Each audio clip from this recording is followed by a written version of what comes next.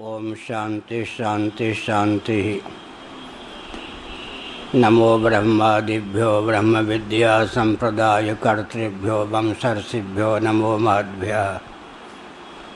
नामापिते च मधुरं मधुरं स्वरूपं कर्मापिते च मधुरं मधुरा स्मृतिश्च। बुद्धिं प्रबोधय प्रभो मधुबोधशक्तिं विद्यां प्रयच्छ परमां परिभावयामि। नारायणाखिल गुरो भगवन् नमस्ते। नारायणाखिल गुरो भगवन् नमस्ते। नारायणाखिल गुरो भगवन् नमस्ते। पृष्ठ 6। नारायण।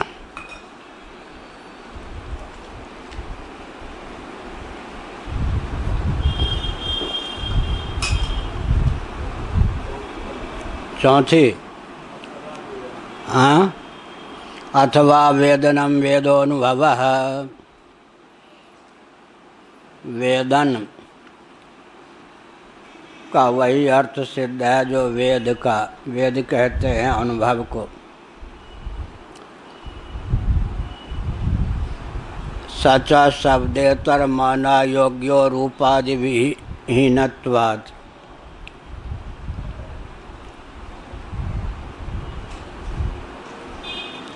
ज्ञानम ब्रह्म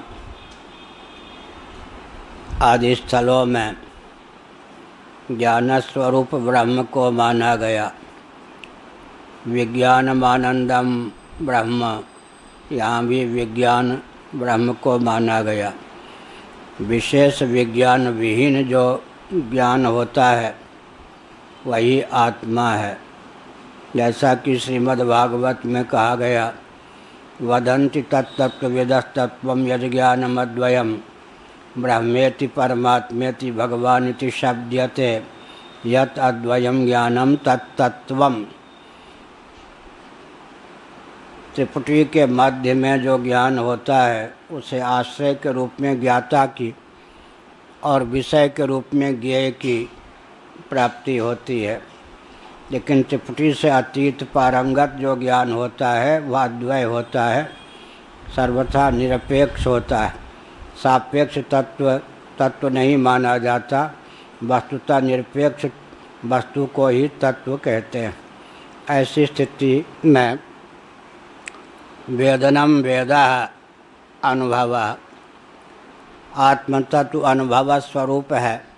पंचदशी कार्य विद्यारण्य स्वामी जी ने बताया, अनुभव्य नहीं है। अनुभव स्वरूप होने के कारण अनुभव का विषय नहीं है। सच शब्देतर माना योग्यो रूपादिहीनत्वात्। ऐसा जो ज्ञान अनुभव है, आगम प्रमाण के अतिरिक्त जो प्रत्यक्ष अनुमानादि प्रमाण हैं उनका विषय नहीं है। केवल आगम प्रमाण की उसमें गति है, प्रत्यक्षादि इतर प्रमाणों की गति उसमें नहीं है। रूपादिहीन होने के कारण अनुमानादि जो प्रमाण हैं उनका उपजीव्य होता है प्रत्यक्ष। प्रत्यक्ष जो पदार्थ हैं वो रूपादि युक्त होते हैं। लेकिन आत्म तत्व तो तीन लोक से मथुरा न्यारी, अधिभूत, अध्यात्म, अधिदैव, इन तीनों से इतर रूपादि विहीन तत्व है। निरूप है, अशब्द है, अस्पर्श है, अगंध है। ऐसा जो आत्म तत्व है उसमें प्रमाणांतर की गति नहीं है। अतद व्यावृत्ति के द्वारा या तन निरसन के द्वारा आगम प्रमाण की ही गति। एतत् अप्रमेयम इति श्रुति ही, श्रुति का वचन है। यह जो आत्म तत्व है या ब्रह्म तत्व है, भगवत तत्व है, अप्रमेय है। अप्रमेय का अर्थ क्या होता है? गीता में भी दूसरे अध्याय में आत्मा को अप्रमेय कहा गया। प्रमाण का जो विषय होता है वह प्रमेय होता है। प्रमेय से प्रत्यक प्रमाण होता है। प्रमाण से भी प्रत्यक प्रमाण का प्रयोक्ता प्रमाता होता है। एतावता त्रिपुटी के शिरोभाग में स्थित जो प्रमाता है वह भी अप्रमेय हो गया। फिर त्रिपुटी से पारंगत अतीत जो आत्म तत्व है कैमुतिका न्याय से वह तो अप्रमेय सिद्ध है ही। एतत् अप्रमेयम इति श्रुति आत्म तत्व अप्रमेय है। ऐसे आत्म तत्व को बता पाना भी बहुत कठिन। वैयाकरणों के अनुसार शब्दों की गति अभिधा वृत्ति से कहाँ होती है? जाति को लेकर, गुण को लेकर, क्रिया को लेकर, संबंध को लेकर, रूढ़ि को लेकर। श्याम लाल की श्यामा गाय श्याम सुंदर के खेत में सुबह से हरी हरी घास चर रही है। इस वाक्य में शब्दों की जो अभिधा वृत्ति से प्रवृत्ति हुई है वो जाति को लेकर गाय गोत्र युक्त, क्रिया को लेकर चर रही है, गुण को लेकर श्यामा गाय, संबंध को लेकर श्यामलाल की श्यामा गाय, और रूढ़ि को लेकर गच्छति थी। यह तो यौगिक व्युत्पत्ति से लभ्य जो अर्थ होता है वह तो अन्यों में भी संचरित हो जाता है। जैसे बैठी हुई गाय में भी व्युत्पत्ति लभ्य अर्थ चरितार्थ नहीं होगा। गधा भी चल रहा हो तो उसमें भी चरितार्थ हो जाएगा। समुदाय प्रसिद्ध जो अर्थ होता है रूढ़ार्थ होता है। अवयव प्रसिद्ध जो अर्थ होता है वो यौगिक होता है। व्युत्पत्ति के द्वारा उसकी निष्पत्ति होती है। गुरुजी व्याघ्र आ रहा है अब व्युत्पत्ति लभ्य अर्थ करने लगे तब तक रूढ़ार्थ आके खा गया अष्टमी के दिन पाणिनि महर्षि गुरुजी व्याघ्र आ रहा है, अब व्युत्पत्ति लभ्य अर्थ करने लग गए तब तक रूढ़ार्थ आ गया, व्याघ्र उसने दबोच लिया। इसीलिए यहाँ पर कहा। तो फिर क्या है? वो जो आत्म तत्व है रूढ़ि माने डिथ डविथ इत्यादि संज्ञा संज्ञ भाव से संबद्ध होता है। वह ये सामान्य से तो नहीं कहा होगा छात्रों ने कि गुरुजी व्याघ्र आ रहा है, वो भी तो हड़बड़ाए होंगे, तो गुरुजी को इसमें सचेत हो जाना चाहिए था। ऐसा है ना, इन सब ग्रंथों में सचेत अचेत की बात विचित्र है। क्या हमारी टांग वांग टूटती रहती थी ना, देखा ना। आत्म नैयायिकों का आत्म तत्व कैसा है? अब ये ध्यान ही नहीं कि हम प्रवचन करने जा रहे। 15 या 13 सीढ़ी नीचे गिरे, फिर 15 दिन तक फिर लेटे रहे। यहाँ धक्का, वहाँ धक्का, वहाँ उंगली टूटी। एक दिन हमने सर्फ के पानी से कुल्ला कर लिया। हम लोगों तो भगवान ही रक्षा करते। इसीलिए न्याय दर्शन के जो आचार्य गौतम जी का नाम क्या है? अक्षपाद। भगवान ने सोचा कि ये वृद्ध व्याप्ति लगाते रहते हैं, कहाँ गिर पड़ें, कहाँ जल जाएं, पाँव में भी चक्षु दे दिया, उनका नाम अक्षपाद हो गया। तो क्या अर्थ हुआ? डिथ डविथ इत्यादि, काष्ठमय हाथी, हस्ती, काष्ठमय मृग, डिथ डविथ, ये सब संज्ञा संज्ञ भाव को लेकर प्रसिद्ध शब्द हैं। तो शब्दों की प्रवृत्ति अविधा वृत्ति से 5 निमित्तों से होती है। कहाँ से बोल रहा हूँ? वेदस्तुति पर जो श्रीधरी टीका है वहाँ से बोल रहा हूँ, और तैत्रीय उपनिषद शंकर भाष्य पर जो सुरेश्वराचार्य का वार्तिक है वहाँ से बोल रहा हूँ। तो श्यामलाल की श्यामा गाय श्याम सुंदर के खेत में सुबह से हरी हरी घास चल रही है। इसका तो पाठ चल चुका है अपने यहाँ। किसका? तैत्रीय वेदस्तुति। हाँ, वो पढ़े थे ना प्रज्ञानानंद जी, बहुत बड़े कथावाचक स्वामी अखंडानंद सरस्वती जी महाराज के शिष्य, और इनके गुरु जी भी यहाँ बंगाल वाले, दोनों श्रोता थे, पाठक पढ़ने वाले। और वेदस्तुति श्रीधरी टीका सहित यहाँ कर चुके। वहाँ पर जब रहते थे तो हमने संकेत किया ये जो ब्रह्म तत्व है, अब जैसे ब्राह्मण क्षत्रिय आदि कहेंगे तो जाति को लेकर शब्दों की प्रवृत्ति हो गई, ब्राह्मणत्व को लेकर, क्षत्रियत्व को लेकर। और नील पीत श्वेत इत्यादि कहेंगे तो रूप को लेकर, गुण को लेकर। मम तब कहेंगे तो मेरा तेरा संबंध को लेकर। गाय इत्यादि कहेंगे तो रूढ़ार्थ, रूढ़ी को लेकर शब्द की प्रवृत्ति हो गई। चलना फिरना, पाठक याचक कहेंगे तो क्रिया को लेकर शब्दों की प्रवृत्ति हो गई। लेकिन आत्म तत्व क्या है? एक है। तो जातिवादक एक होता है। जातिवादक छः हैं, उसमें एकत्व भी जातिवादक है वैशेषिकों के यहाँ। एक कोई तत्व है तो जाति की गति नहीं होगी, अनेक में अनुगत चाहिए ना। ब्राह्मणत्व, ब्राह्मण अनेक हैं तब जाति की प्रसिद्धि हो गई। ब्राह्मणत्व घट अनेक हैं तो ब्राह्मणत्व को लेकर एकत्व की प्रस्थापना हो गई, अनेकगत। अच्छा, क्षत्रियत्व घटत्व, अब चंद्रत्व कह देंगे तब एक ब्रह्मांड में एक चंद्रमा है, उसको लेकर कह देंगे तो चंद्रत्व फिर क्या होगा? जाति परक नहीं। आकाशत्व कह देंगे तो वहाँ पर जाति शब्द का प्रयोग नहीं हो सकता। आकाश एक है, औपाधिक धरातल पर घटाकाश मठाकाश लेकर भले ही कह दें, लेकिन आकाश स्वरूप से एक है तो आकाशत्व कह देंगे तो वहाँ धर्म आदि ग्रहण करो, जाति का ग्रहण नहीं होगा। शब्द का प्रयोग तो जाति की तरह होगा लेकिन अर्थ जाति परक नहीं होगा, क्योंकि एक जो होता है वो जातिवादक होता है। एकम सद विप्रा बहुधा वदन्ति, एकम रूपम बहुधा यह करोति, सदैव सौम्यदमग्र आसीद, एकम एव अद्वितीयम। इसका अर्थ क्या हुआ? ब्रह्म तो एक है, या आत्मा तो स्वरूपता एक है, अतः जाति परक शब्दों की प्रवृत्ति उसमें नहीं हो सकती।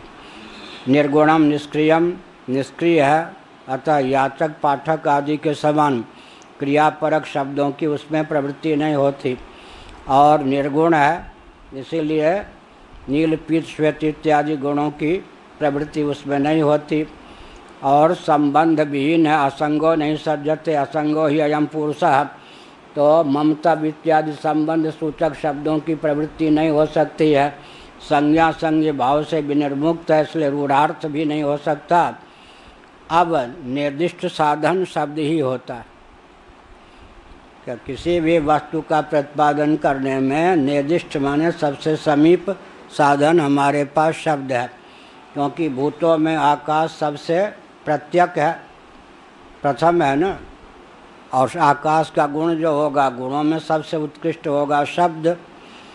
अब शब्द के द्वारा गंध और गंधयुक्त पदार्थ का निरूपण हो जाता है। रस और रसयुक्त पदार्थ में भी शब्द की गति हो जाती है, रूप और रूपयुक्त पदार्थ में भी शब्द की गति हो जाती है। ऐसे ही प्रकार से स्पर्श और स्पर्शयुक्त पदार्थ में भी शब्द की गति हो जाती है, और शब्द युक्त पदार्थ में भी शब्द की गति। और शब्दातीत कह दिया तो शब्द से अतीत में भी शब्द की गति हो जाती है। सबसे सूक्ष्म साधन वस्तु के अधिगम के लिए हमारे पास शब्द है, इसलिए शब्द को ब्रह्म का, शब्द ब्रह्म, पर ब्रह्म के बाद शब्द ब्रह्म का ही महत्व है। पर ब्रह्म के समासित शब्द ब्रह्म का विवर्त यह जगत है, यह वेदांती कहेंगे। नहीं, ये वैयाकरण भले ही ये कह दें कि शब्द ब्रह्म का विवर्त है, लेकिन उसमें इतना जोड़ना पड़ेगा, पर ब्रह्म के समासित शब्द ब्रह्म का विवर्त यह जगत है। इसीलिए सारा जगत क्या है? ज्ञान और शब्द दोनों का संवेद स्वरूप है। अब अविद्यावृत्ति से तो वेदांत वेद्य जो ब्रह्म तत्व है उसमें शब्दों की प्रवृत्ति हो ही नहीं सकती। अविद्यावृत्ति माने साक्षात। तो फिर क्या करेंगे? अतद व्यावृत्ति के द्वारा, अतद व्यावृत्ति, अतद निरसन के द्वारा जो वेदांत के शब्द हैं उनकी प्रवृत्ति होगी, या वाक्य की, तत्वमसि की। इसी प्रकार से जो विधि मुख से प्राप्त शब्द हैं, सत्यम ब्रह्म, यहाँ सत्य विधि मुख से है, ज्ञानम ब्रह्म विधि मुख से, अनंतम कह दिया तो निषेध मुख से। इसी प्रकार से जब कह दिया आनंदम ब्रह्म, आनंदो ब्रह्म, तो आनंद शब्द विधि मुख से प्राप्त है। और अनंतम कह दिया, अशब्दम कह दिया, स्पर्शम कह दिया तो निषेध मुख से। अब बड़ी विचित्र बात है, विधि मुख से जो शब्द आत्मा के लिए या ब्रह्म के लिए प्रयुक्त होते हैं वो निषेध गर्भित विधि मुख से माने जाते हैं, उनका अर्थ होता है। इसीलिए गुरुगम्य विद्या है। और निषेध मुख से जो आत्म तत्व का प्रतिपादक शब्द होता है, अशब्दम स्पर्शम इत्यादि, वो क्या होता है? विधि गर्भित निषेध मुख से। और ये निषेध गर्भित विधि मुख से तब जाकर वेदांत के शब्द जो हैं अपना अर्थ व्यक्त करते हैं। विधि गर्भित निषेध मुख। निषेध गर्भित विधि मुख का उदाहरण क्या लेंगे?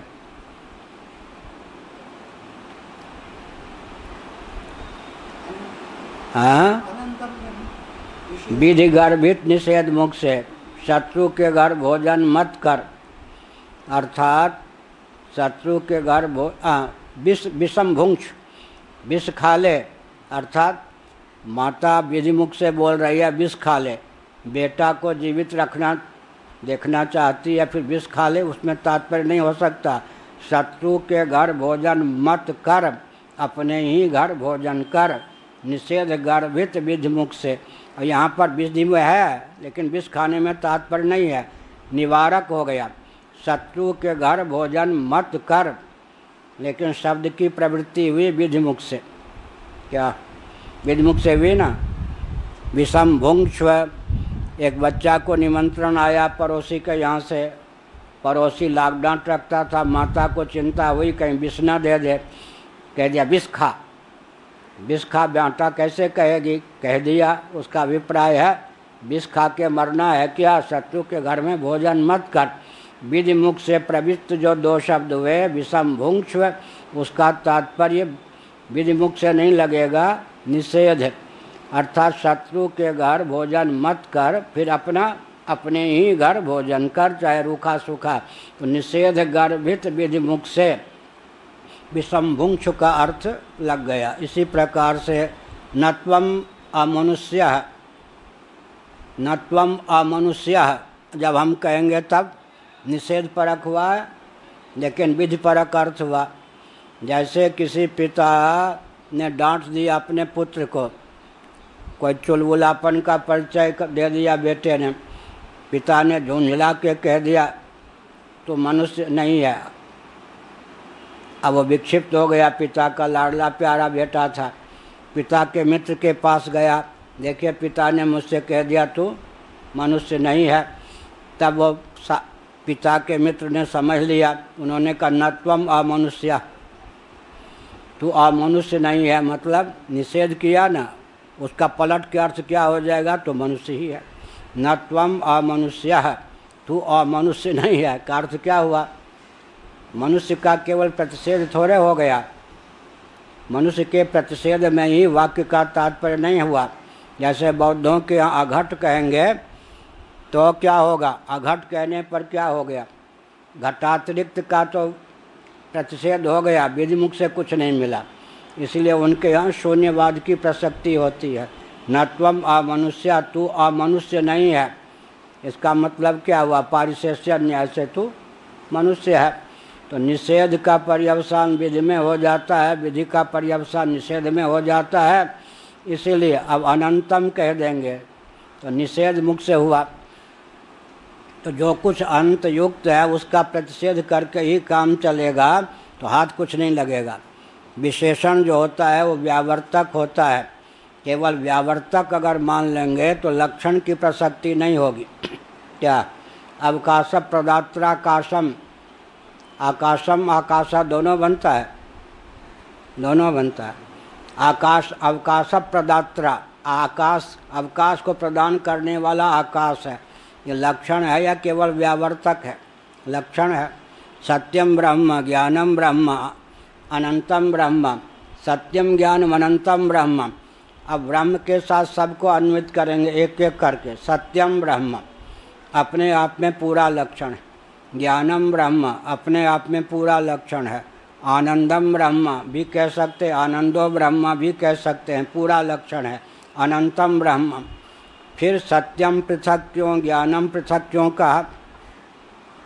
तो सत्य इसलिए कहा कि यह व्यावर्तक है, जगत जो परिदृश्यमान है चूँकि अनित्य है, उसका व्यावर्तन करने के लिए कह दिया सत्यम। लेकिन केवल विशेषण व्यावर्तक होता है। नील कमल जब कहेंगे तो नील रंग जो है विशेषण हुआ ना, अपने विशेष्य को, कमल को पीत इत्यादि कमल से सजाति से विविक्त करके दिखा देगा, विजाति को तो पनपने नहीं देगा। कमल कह दिया तो कमल के अतिरिक्त का तो बाद अपने आप हो गया, लेकिन नील जब विशेषण लगा दिया तो उसने क्या किया, रक्त कमल इत्यादि को सजाति को पनपने नहीं दिया। इसी प्रकार अगर हम कहेंगे कि केवल व्यावर्तक है अनित्य का कौन सत्य, सत्यम ब्रह्म, तो हाथ कुछ नहीं लगेगा। इसीलिए यह लक्षण है, व्यावर्तक होता हुआ भी केवल विशेषण नहीं है, लक्षण है।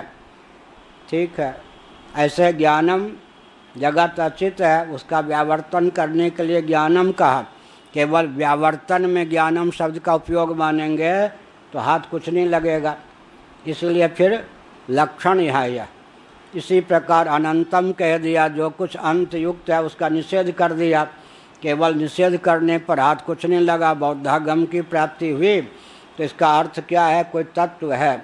इस प्रकार निषेध परक जो शब्द हैं वो विधि गर्भित निषेध मुख से आत्म तत्व के प्रतिपादक हैं, और विधि परक जो शब्द होते हैं सत्यम इत्यादि वो निषेध गर्भित विधि मुख से। अब भागवत त्याग लक्षणा की दाल गल गई। यहाँ पर स्वयं देवदत्ता जैसे है, तत्वमसी जैसे है, वहाँ पर क्या हुआ, विधि गर्भित निषेध मुख से, निषेध गर्भित विधि मुख से। भागवत त्याग का मतलब हुआ ना निषेध गर्भित विधि मुख से तत्वमसी, इन शब्दों की प्रवृत्ति हुई। इसीलिए हाँ, अचित पदार्थ का व्यावर्तन ही मानेंगे तो हाथ कुछ नहीं लगेगा। इसीलिए ब्रह्म को लक्षित करने वाला शब्द है, केवल व्यावर्तक ही नहीं। व्यावर्तक मानेंगे केवल तो बौद्ध दर्शन की प्राप्ति हो जाएगी।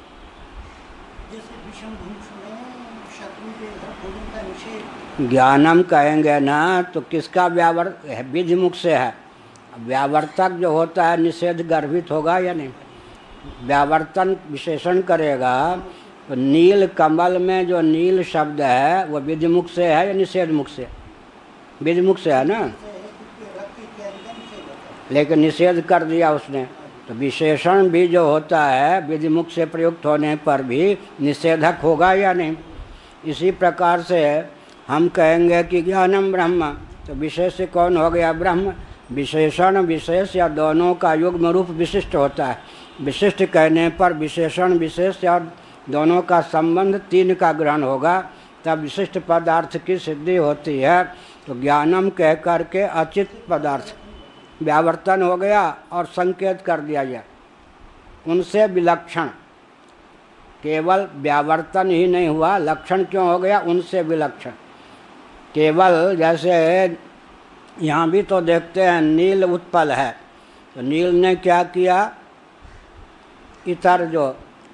इतर कमल का बाध कर दिया। इतर विशेषण का बाध करने पर अपने विशेष का बाध तो नहीं किया ना, विशेष जो कमल है उसको रखा, इतर से व्यावृत्त, लेकिन विशेष का विधायक ही तो हो गया ना, विशेष का निषेधक नहीं हुआ ना विशेषण, विशेष का निषेधक नहीं हुआ विशेषण। तो यहाँ भी अगर विशेषण को केवल व्यावर्तक मान लेंगे तो विशेष का भी फिर आधायक ही नहीं हो पाएगा। ये हुआ ना, विशेषण को केवल व्यावर्तक मानेंगे तो विशेष का आधायक नहीं हो सकता है। अपने विशेष को इतर से विलक्षण सिद्ध करने में विशेषण का उपयोग होता है।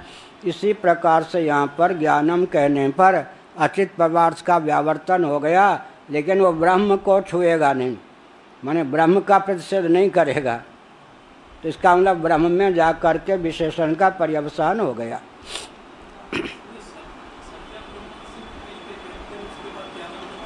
क्या कह रहे, क्या कह रहे,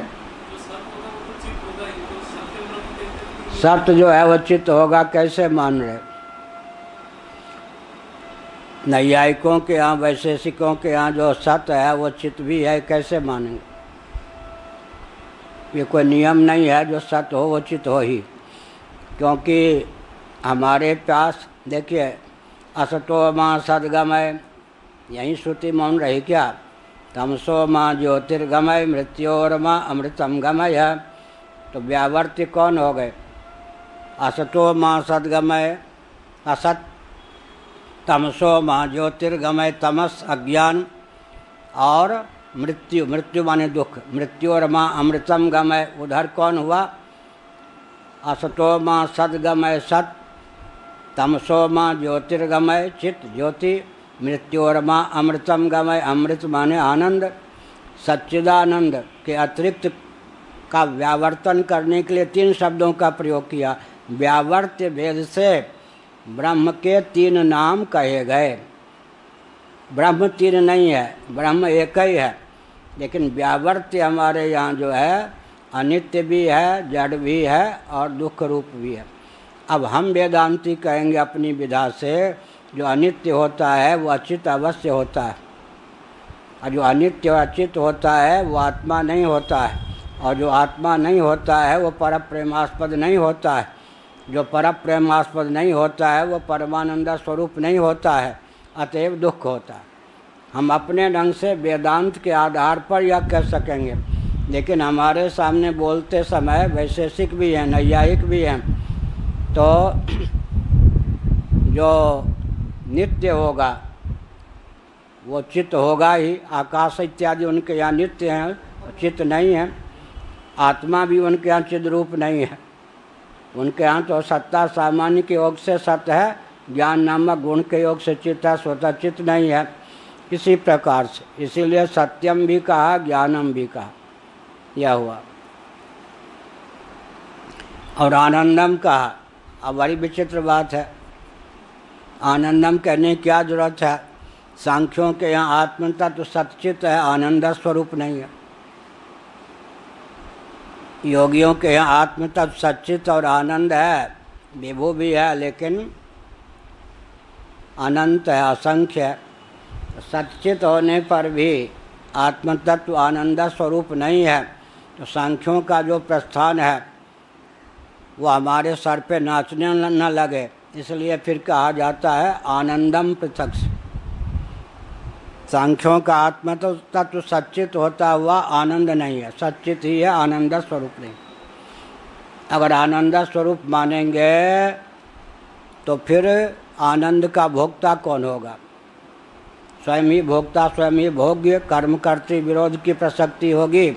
इसलिए सांख्यवादी आत्मा को सच्चित मानते हैं, आनंद स्वरूप नहीं मानते। आनंद तब, आनंद का आस्वादन कौन करेगा? आनंद भोग्य कब होगा? जब आत्मा आनंद स्वरूप नहीं है तब। इसलिए व्यावर्त वेद से 3 शब्दों का प्रयोग किया गया। आत्मा 3 नहीं है, तीनों के द्वारा लक्षित एक ही तत्व हुआ। इतना अपनी ओर से कहा। एतत् अप्रमेयम् इति श्रुति, तो क्या अर्थ हुआ? अप्रमेय है, क्योंकि संसार में जो कुछ वस्तु प्रमेय है वो तो क्या है? रूप रस गंध आदि से युक्त है। 3 लोक से मथुरा न्यारी, या तो अधिभूत से भी विलक्षण है, अध्यात्म से भी विलक्षण है, अधिदैव से भी विलक्षण है, अथवा ज्ञाता ज्ञान ज्ञेय लेंगे तो ज्ञेय से भी विलक्षण है, ज्ञान वृत्तिक ज्ञान मध्यवर्ती ज्ञान से भी विलक्षण है, उसका आश्रय ज्ञाता से भी विलक्षण है, सर्वथा अप्रमेय है। अब उस अप्रमेय में कौन सी विधा अपनाएगी श्रुति?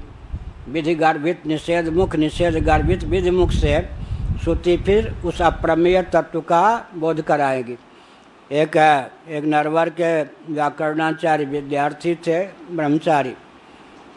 हम जहाँ पूज्य स्वामी अखंडानंद महाराज के आश्रम में रहते थे वो नीचे रहते थे, हम ऊपर कुछ घूमते रहते थे।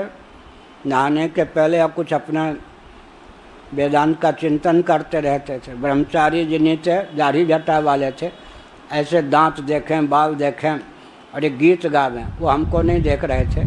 रहा भी न जाए सहा भी न जाए, अब उनका भाव हो जाने मुझे क्या पता। रहा भी न जाए सहा भी न जाए, अब यही स्थिति यहाँ पर है। शब्द जो है, शब्दातिरिक्त हमारे पास कोई निर्दिष्ट साधन नहीं है, प्रत्यक्ष साधन। और शब्द की लाचारी है कि वो अविधा वृत्ति से जाति को लेकर, गुण को लेकर, क्रिया को लेकर, संबंध को लेकर, रूढ़ी को लेकर ही प्रसक्त हो। अब वो तत्व इन सबसे निराला है, 3 लोक से मथुरा न्यारी। तो अब शब्द में भी कौन सी विधा अपनाई जाएगी? अतद व्यावृत्ति विधि गर्भित निषेध, निषेध गर्भित विधि। अब थोड़ा योग दर्शन की दृष्टि से विचार करें।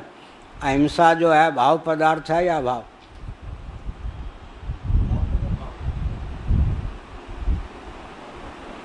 शब्द तो अभाव कहता है, लेकिन अहिंसा अपने आप में भाव है या भाव?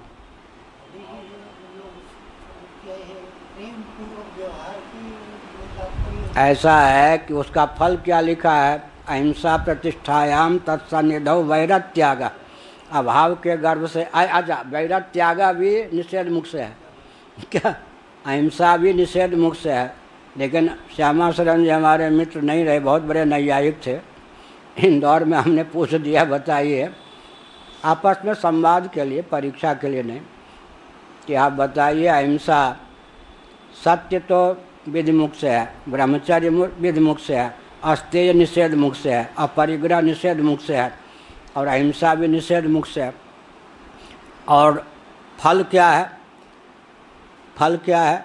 अपरिग्रह का फल है पूर्व जन्म की स्मृति, ब्रह्मचर्य का फल है वीर्य लाभ, वो भी विधि मुख से। और सत्य का फल क्या है? सर्व क्रिया की सिद्धि, जो बोलेगा वही हो जाएगा। ऋषिणाम पुनराद्यानाम वाचमर्थो विधावती, ऐसा है। और अचौरी का फल क्या है? सर्वरत्न की प्राप्ति। और अहिंसा का फल है क्या? तत्सन्निधौ वैरत्याग, वैर का त्याग। वैर का त्याग अब विधि गर्भित हो जाएगा तो प्रेम। आप प्रेम का प्रश्न उठा, अहिंसा सब अगर अभाव पदार्थ हो तो उसका फल वैर विहाय चरहि एक संगा, तुलसीदास जी ने अनुवाद किया। वैर विहाय चरहि एक संगा, वैर के का त्याग करने से ही तात्पर्य नहीं है, चरहि एक संगा। क्या है? शेर और बकरे एक घाट पानी पीते हैं।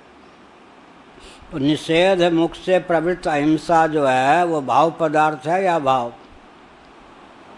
भाव। और सत्य मिथ्या भाषण का वर्जन, क्या? और सत्य क्या कहेंगे? निषेध मुख से अर्थ करेंगे तो मिथ्या भाषण का वर्जन। तो बड़ी विचित्र बात है।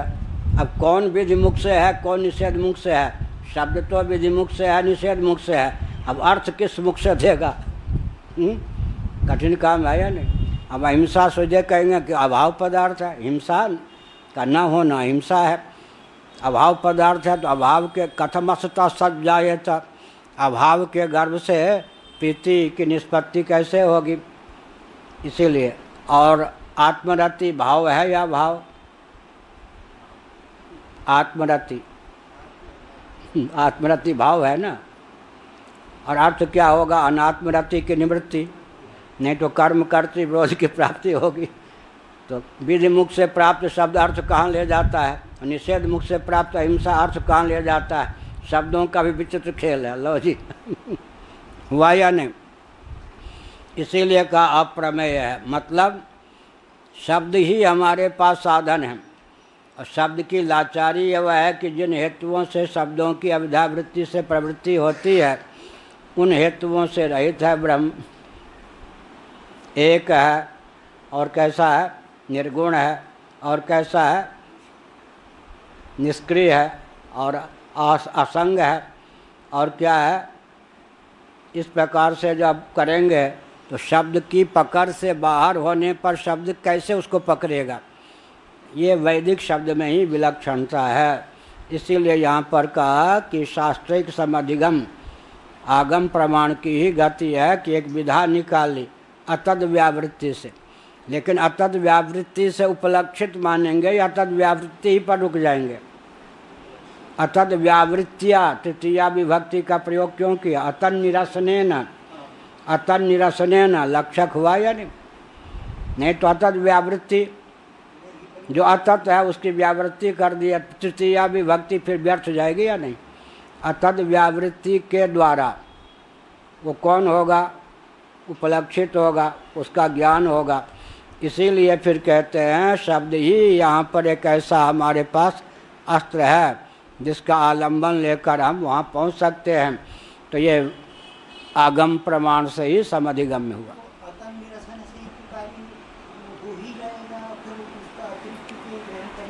अतद व्यावृत्या निरसन से ही तो अत पहले से वो विद्यमान है तब तो। इस कमरे में गौतम कौन? अतद व्यावृत्ति, गौतमातिरिक्त का व्यावर्तन कर दिया तो अभाव बचा या भाव? इस भाव को बताने के लिए अतद व्यावृत्ति है या सबका निरसन करने के लिए अतद व्यावृत्ति? इस कमरे में कोई गौतम नामक व्यक्ति होंगे, ये गौतम या गौतम या गौतम या गौतम, कोई गौतम नहीं, ऐसा तो नहीं है ना। इस कमरे में गौतम जरूर हैं, लेकिन हम नहीं जानते कि कौन गौतम नामक व्यक्ति हैं। तो गौतमातिरिक्त का जो व्यावर्तन हुआ वो गौतम को लक्षित करने के लिए या नहीं? अतद व्यावृत्ति से उपलक्षित कौन होंगे? गौतम, ये हुआ ना। तो वहाँ तो भाव पदार्थ पहले से लक्ष्य के रूप में विद्यमान हुआ ना। गौतम की अनिवार्य विद्यमानता है। ऐसे ही क्या कहते, मुक्ति हित्वा अन्यथा रूपम स्वरूपेण व्यवस्थिति। अब अन्यथा रूपम हित्वा के आगे क्या कहा? क्योंकि स्वरूप हमको प्राप्ति नहीं है, क्योंकि स्वरूप स्वतः प्रकाश है, स्फुरण रूप है, साक्षात अपरोक्ष है। अब अनात्म वस्तुओं के अनुकूल अनुरूप जो मान्यता है उसका निरसन करना है। क्या? अनात्म वस्तुओं के अनुरूप मान्यता का निरसन करना है, आत्म तत्व को प्राप्त नहीं करना है। वो तो स्वतः स्फुरण रूप है। ना हम अस्मि, ऐसा अगर कोई कहे ना हम अस्मि तो भी अहम अस्मि की सिद्धि होगी। मम मुखे जिह्वा नास्ति कहने पर भी मुख में जिह्वा की सिद्धि होगी ही। क्या? ये बरतो व्याघात दोष होगा। तो सिद्ध पदार्थ हुआ ना, आत्मा सिद्ध पदार्थ है, उसकी ब्रह्मरूपता का निरूपण करना है। किस वृत्ति से? अतद व्यावृत्तिया। अतद व्यावृत्ति और अतद व्यावृत्तिया में क्या अंतर हो गया? अतद निरसन, उसका अर्थ क्या हुआ? कुछ नहीं। अच्छा, अतत का अर्थ क्या हुआ? यहाँ भी अतत, तत् पहले से विद्यमान है या नहीं? क्या अतत शब्द से भी भाव का ग्रहण होगा या अभाव का? अतत, अतत माने तत्, तत् जो तत् नहीं है, उस जो तत् नहीं है तो तत् को मान के चले ना। जो तत् नहीं है उसके अतिरिक्त, तत् के अतिरिक्त का बाद है या तत् का बाद है। लक्ष्य तो पहले निर्धारित करनी है ना। अतद व्यावृत्ति में जो तत्व है वो तो स्थिर पदार्थ है ना। क्या? तब इसमें अभावार्थक अर्थ कहाँ होगा? निरसन का पर्यवसान किसमें होगा? तत्व में। अतद व्यावृत्ति, अतद निरसन, तत्व का निरसन नहीं करना है ना। तत्व तो निषेध्य नहीं है ना। तत्व को बताने के लिए अतत्व का निरसन होगा या तत्व का भी निरसन हो जाएगा। तत्व तो स्थिर पदार्थ। चलो ये व्यायाम हो गया बहुत देख। हाँ,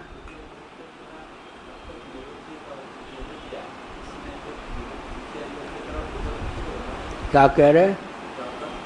हाँ हाँ, उपलक्षित हुआ ना। हाँ, एक कौवा बैठा है। देवदत्त का घर कौन है? कौवा वाला। काकवंत देवदत्त का घर हो गया। अब चलने लगे, कौवा उड़ गया। अथवा कौवा बैठा था, देखो देखो जिस मकान पर बैठा हुआ कौवा उड़ रहा है, उड़ गया। अब वो अगर कौवा रहे तो न रहे, उसको ज्ञान हो गया कि कौवा वाला घर है।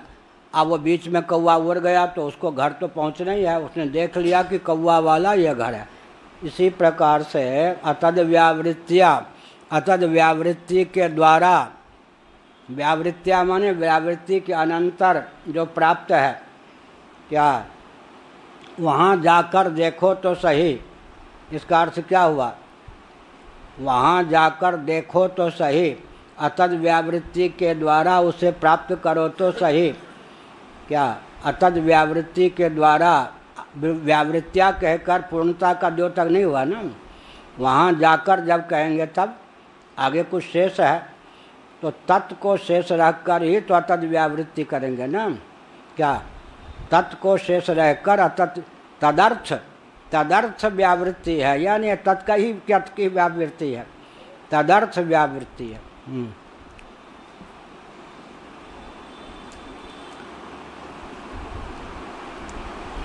सचेष्टानिष्ट प्राप्ति परिहारोपायः तस्यैव तत्तत् आत्मनावस्थानात् सच इष्टानिष्ट प्राप्ति परिहारोपायः तस्यैव तत्तत् आत्मनावस्थानात्। वह जो अप्रमेय तत्व है और उस रूप में वही तो स्थित है, क्योंकि सर्वात्मा है, सर्वरूप है। तो इष्ट अनिष्ट की प्राप्ति का परिहार रूप जो उपाय है, उसी के द्वारा उस तत्व का अधिगम होना संभव है, क्योंकि तत्तत् आत्मना अवस्थानात् उस अप्रमेय तत्व की ही तत्तत् प्रमेय के रूप में स्थिति है। जो जो प्रमेय है उसका निरसन कर देंगे तो अप्रमेय जो आत्म तत्व है उसकी समुपलब्धि हो जाएगी। सच इष्ट अनिष्ट प्राप्ति परिहारो, इष्ट की प्राप्ति अनिष्ट के परिहार, यही तो हुआ ना। जो इष्ट है उसकी प्राप्ति, अनिष्ट का परिहार करेंगे, अंत में सब इष्ट कौन सिद्ध होगा? जिसका परिहार संभव न हो वही तो इष्ट होगा ना। जो कभी अनिष्ट सिद्ध न हो, जिसका परिहार कभी संभव न हो और यदर्थ अनिष्ट का परिहार हो, वही तो इष्ट होगा। यदर्थ जिसके लिए अनिष्ट का परिहार हो, जिसका परिहार संभव न हो, परिहार्य हो ही नहीं, उसके लिए क्या करेंगे? अनिष्ट का परिहार करेंगे, तब इष्ट की प्राप्ति हो जाएगी। अर्थात अनिष्ट कौन हुआ? अतत। अतत की व्यावृत्ति जब कर देंगे, इष्ट जो तत्व है उसकी स्फूर्ति हो जाएगी। उसकी प्राप्ति माने तद्रूपेण उसकी स्फूर्ति, उसकी प्राप्ति का अर्थ है तद्रूपेण उसकी स्फूर्ति, क्योंकि अब प्राप्त नहीं है, प्राप्त ही है। तद्रूपेण उसकी स्फूर्ति प्राप्ति। सच्चा त्यच्चा हुवत इत्यादि श्रुतयः। वह सत और त्यक्त दोनों हो गया। ये लौकिक दृष्टि से है। जिज्ञासु की, संसारी व्यक्ति की दृष्टि का भी सम्मान करती है श्रुति। सत का अर्थ हो गया सत्यम ज्ञान वाला सत नहीं, पृथ्वी जल तेज। सत त्यक्त वायु आकाश। अब नैयायिक जो हैं वो क्रियावत्व को मूर्तत्व का प्रयोजक मानते हैं। जो क्रियाशील है वो परिच्छिन्न है, जो परिच्छिन्न होगा वो क्रियाशील होगा, उसी का नाम वैशेषिक और न्यायिकों के यहाँ क्या है? मूर्त। हमारे यहाँ निरूप का नाम है मूर्त, रूपयुक्त का नाम है निरूप, का नाम है अमूर्त, और रूपयुक्त का नाम है मूर्त। अब दोनों प्रस्थान में पृथ्वी जल तेज मूर्त हो गए। अब हम वायु को भी मूर्त कहेंगे या मूर्त अमूर्त कहेंगे? क्योंकि हमारी परिभाषा के अनुसार वो निरूप है। आकाश जिस प्रकार निरूप है वैसे वायु भी निरूप है। अब उनके यहाँ जो परिभाषा है तो वायु चलनशील है, क्रियायुक्त है, परिच्छिन्न है, वो वायु को कह देंगे मूर्त, हम कह देंगे अमूर्त।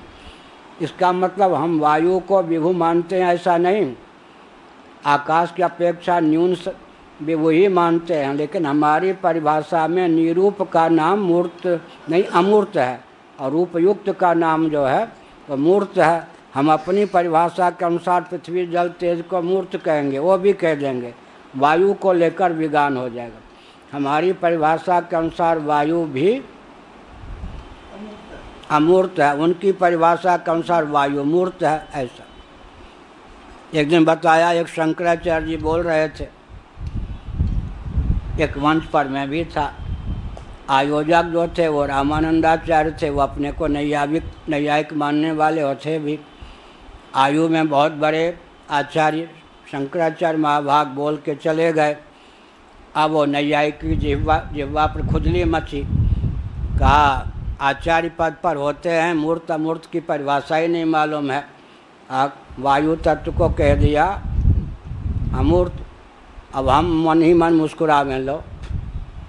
और खंडन का विषय कहाँ हुआ? उन्होंने वेदांत की दृष्टि से कहा होगा, ये न्याय की दृष्टि से उसका खंडन कर रहे, वैशेषिक की दृष्टि से हम मुस्कुरा रहे थे, क्या है हम बवाल मचा रहे। तो एक ही वस्तु हो गई ना, तो सत्य भी हुआ, त्यक्त भी हुआ, अर्थात मूर्तामूर्त दोनों रूपों में वह आत्म तत्व अभिव्यक्त हो गया। उसने अपने ही माया शक्ति के योग से स्वयं को मूर्त अमूर्त दोनों रूपों में व्यक्त किया। आकाश भी वही हुआ, वायु भी वही हुआ, तेज जल पृथ्वी के रूप में भी वही हुआ। सचा प्रकाशन सर्व प्रकाशकत्वात्, वह प्रकाशन है, प्रकाशन साहित्य का प्रकाशन, वह प्रकाशन है। सर्व प्रकाशकत्वात्, प्रकाशन में से न हटा दें तो क्या हो जाएगा? वेदन में से न हटा देंगे तो वेदनम क्या कहा? वेदा अनुभव। जैसे वेदन को वेदा ही कहा आनंद गिरी ने, प्रकाशन में से न हटा दीजिए तो प्रकाश ही रह गया। लेकिन आगे क्या कह दिया? सर्व प्रकाशकत्वात्, सर्व प्रकाशक होने के कारण, अर्थात स्वप्रकाश होने के कारण। स्वप्रकाश का अर्थ कितने चरण में करेंगे? जो किसी अन्य से प्रकाशित नहीं होता, पहला चरण। स्वयं भी स्वयं से प्रकाशित नहीं होता, दूसरा चरण। श्वेतर सबका अभिभाषक होता है, तीसरा चरण। अभिभाषणक क्रिया का कर्तृत्व भी सविता प्रकाशते के समान जिसमें उपचरित होता है, चौथा चरण।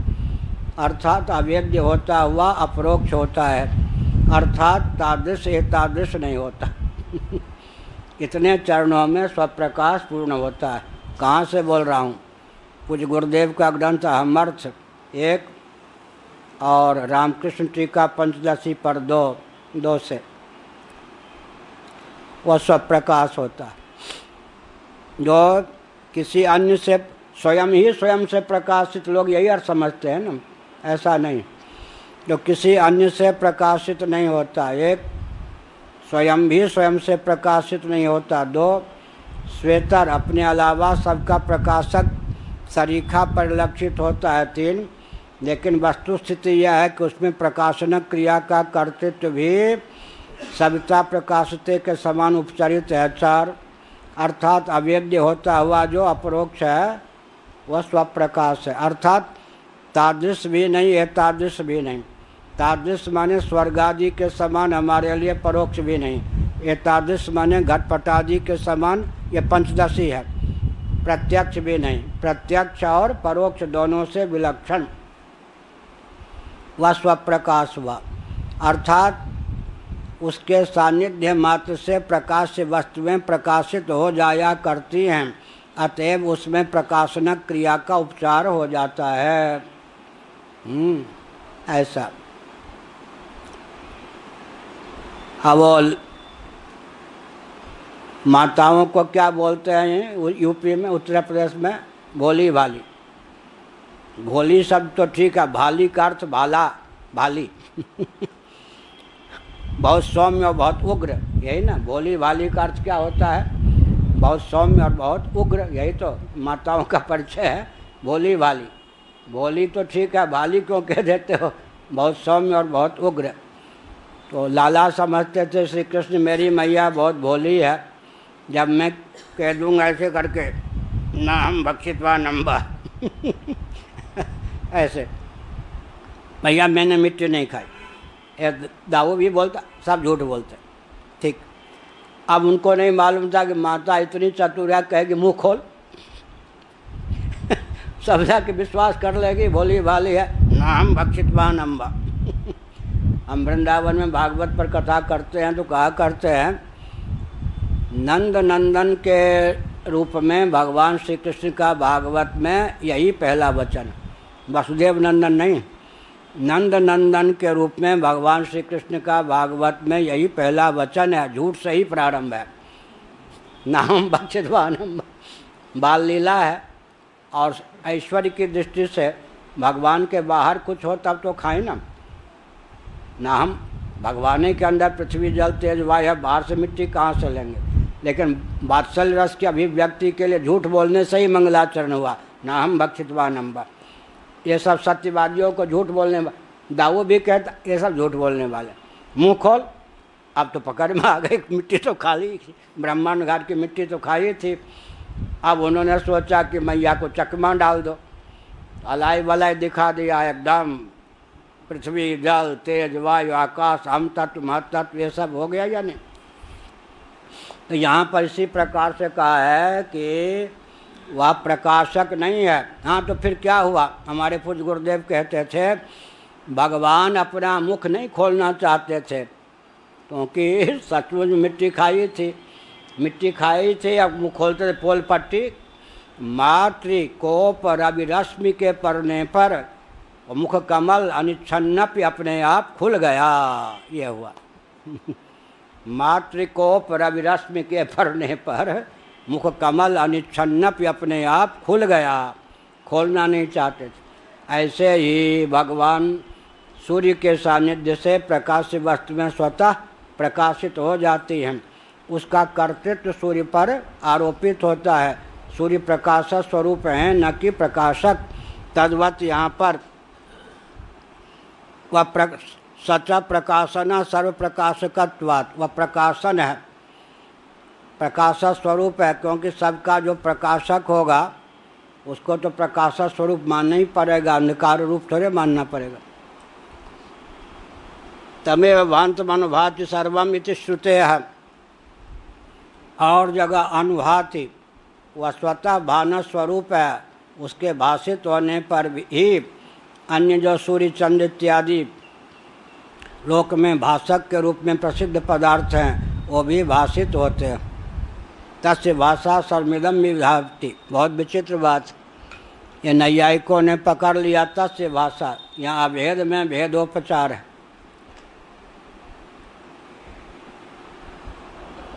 या भेद में भेद का निरूपण है।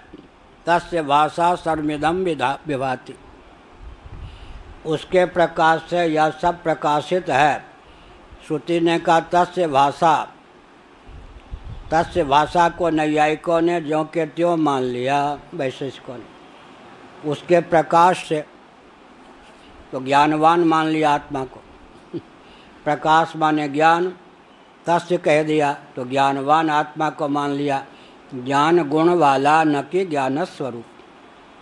अब वैष्णवों ने कहा ज्ञान गुणक भी है, ज्ञान स्वरूप भी है। लो, ज्ञान गुण वाला भी आत्म तत्व है, ज्ञान स्वरूप भी है। और शंकराचार्य के अनुयायियों ने, हम लोगों ने क्या कहा, ज्ञान स्वरूप ही है, ज्ञान गुण वाला नहीं है। तो तस्य भाषा में संबंध विभक्ति का, हिंदी में संबंध कारक होता है, संस्कृत में तो कारक नहीं विभक्ति है। यहाँ संबोधन और संबंध को कारक मान लेते हैं, वहाँ तो कारकानि 60, यहाँ 8। तो संस्कृत में तो विभक्ति तो मानते हैं, कारक के रूप में संबंध का प्रयोग नहीं करते। संबंध विभक्ति का प्रयोग हो गया तस्य। वेदांती कहते यहाँ राहो शिरा के समान संबंध विभक्ति का प्रयोग है। वो कहते ना स्वाभाविक है, इसलिए आत्मा को ज्ञान स्वरूप न मानकर ज्ञान गुण वाला, तस्य भाषा, उसके भाषा, उसकी भाषा उसके ज्ञान से तो संबंध हो गया ना, वो ज्ञान स्वरूप नहीं है, उसका ज्ञान। यही व्याकरण वाला दाव पेंच आ गया। तस्य को ज्यों के त्यों ले लिया, हमने ले लिया कैसे, अभेद में भेद के समान, भेदोपचार। उन्होंने जैसे ममात्मा भूत भावना, अब शंकराचार्य ने चुटकी ले ली गीता पर भाष्य करते समय। भगवान की चुटकी का मतलब भ्रमतीव च मे मन, अर्जुन ने कहा तो ठीक है मेरा मन। भगवान ने कहा ममात्मा भूत भावना, मेरा जो आत्म तत्व है भूत भावन है। तो भगवान ने कहा आप और आपके आत्मा में भेद है क्या। तो यहाँ पर कहा कि अभेद में भेदोपचार है, ममात्मा भूत भावना में अभेद में क्या है, भेदोपचार है।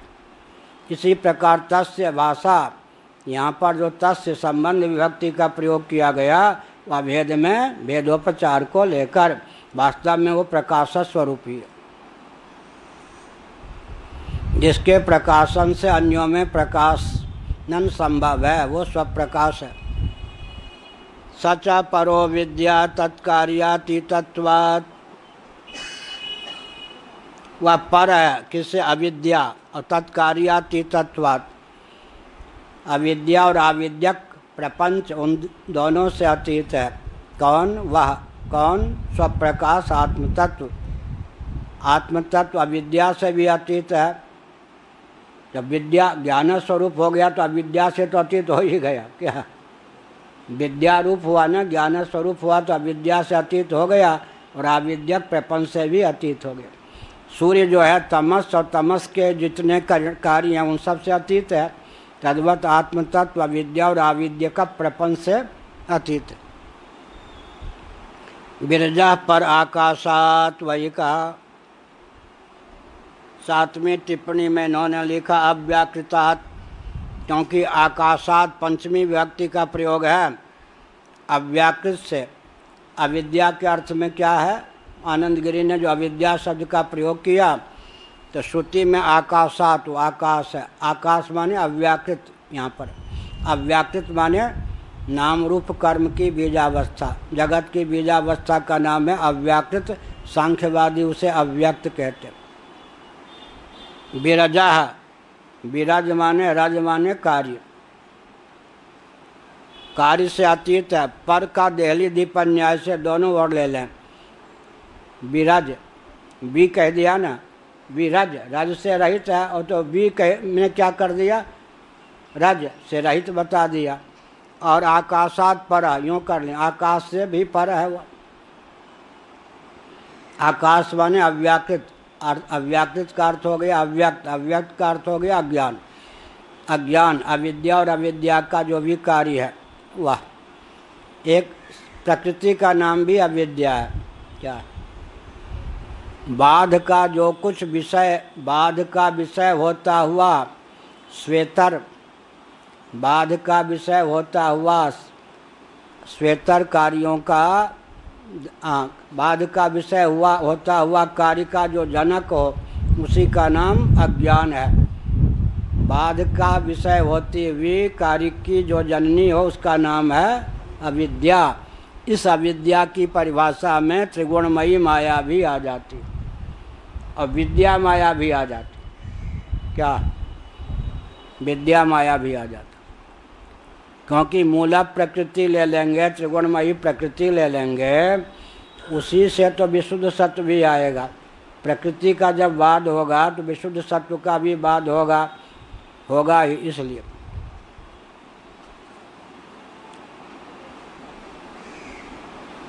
एवं रूप वेद पद वेदनीयश्चिदेक रस प्रत्यक धातुरेव सर्वोपि कार्य कारणात्मक प्रपंच। इस प्रकार लब्बो लवाव सारार्थ क्या हुआ?